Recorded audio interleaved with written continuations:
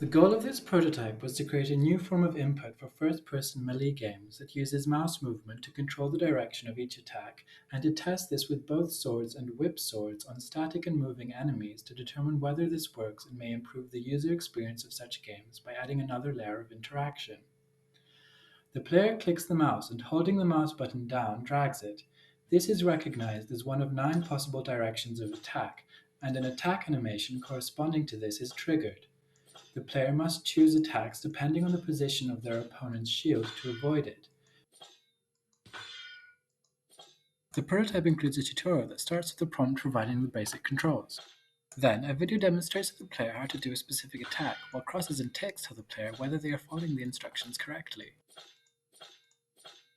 An exemplary level then starts with a mission brief telling the player to kill all skeletons. The first 2 skeletons guarding the gate are static, and defeating them causes the gate to open, upon which the player character taunts. The next skeleton is mobile and chases the player upon entering its room. The player then picks up the Urumi whip sword and is prompted to change weapon to use it by pressing E. The Urumi has a greater range but slower attack speed than the regular sword.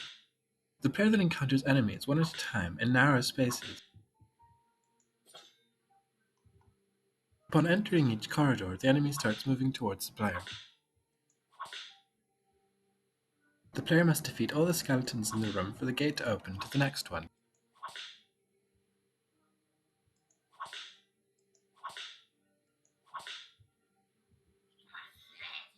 Finally, the player is confronted with progressively larger waves of enemies that chase and attack the player, starting with a wave of just 1 skeleton, followed by a wave of 2 skeletons,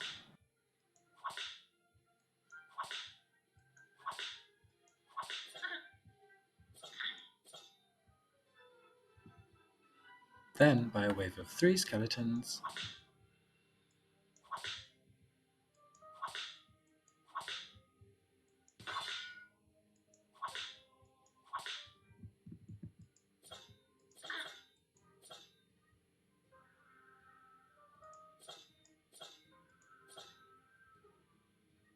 lastly, the player is confronted by 4 skeletons simultaneously.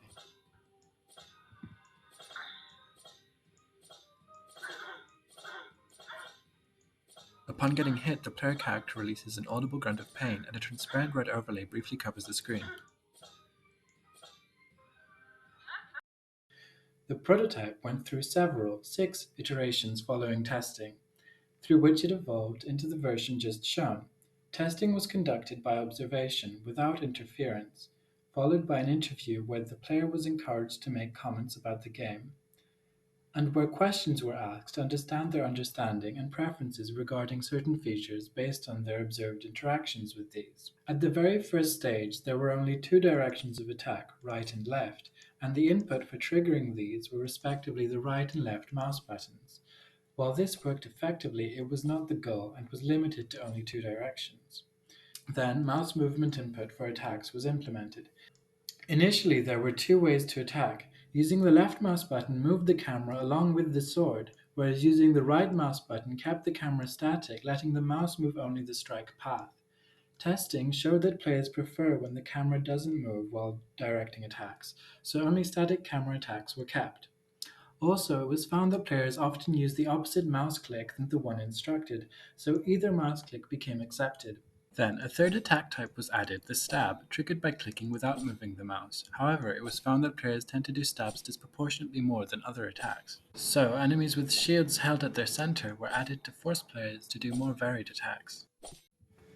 Players tried to walk behind the enemy to avoid their shield instead of directing their attacks from the shield's opposite side, so enemies were made to always look at the player. Players expected attacks to occur without letting the mouse button up, so a timeout was used that triggers attacks automatically after a short time. Players could barely see the health points bar change when hit, and found the game too easy, so the max health points were reduced. Players didn't always learn from the tutorial that directing their attacks can avoid shields, so text was added explaining this. The attacks respond well to the player input.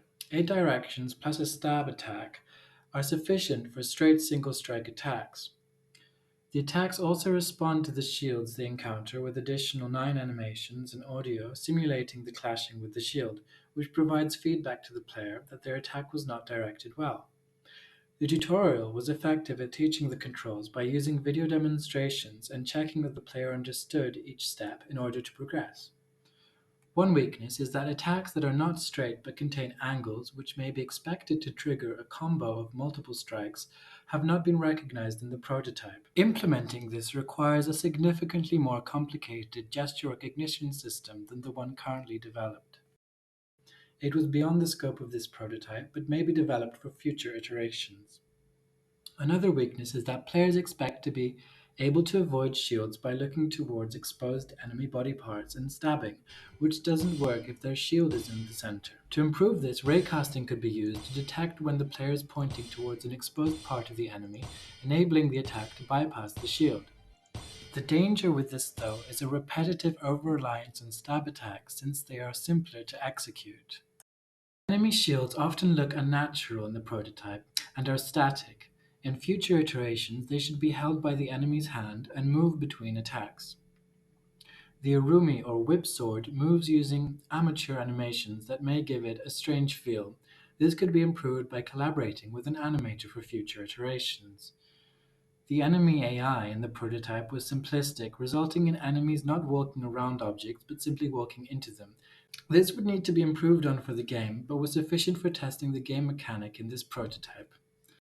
For the next ideas to test within this prototype, stamina could be added as a resource that is needed for and gets used when attacking or receiving an attack while blocking, replenishes except when blocking, and has a maximum value determined by the percentage of current health points. Also, the player could be given the ability to defend and to do so dynamically, whereby the player has to face the side from which they are receiving an attack in order to defend it. Additionally, the cooldown between attacks could be made to depend on which attacks it is between, so that attacks from opposite sides can be carried out in succession faster than attacks from the same side. Finally, another thing to test within this prototype is a mechanic for controlling a third type of sword, the Valentine Snake Sword, which can have two states, a sword and a segmented whip sword state. The left mouse button could use the weapon as a sword, and the right mouse button could use it as a whip, or vice versa. Overall, I think this prototype suggests that first-person melee games can become more immersive, dynamic, and responsive by integrating mouse movement as an input for directing attacks.